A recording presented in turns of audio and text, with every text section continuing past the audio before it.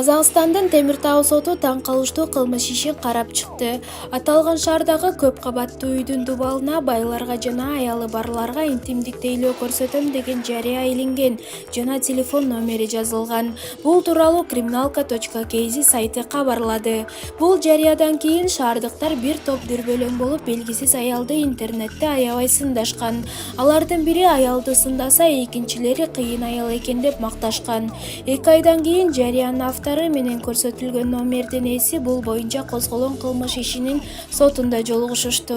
Көрсө аялы күйөөсүнүн көңүлдөшүнө ачууланып ушундай жоорукка барган экен.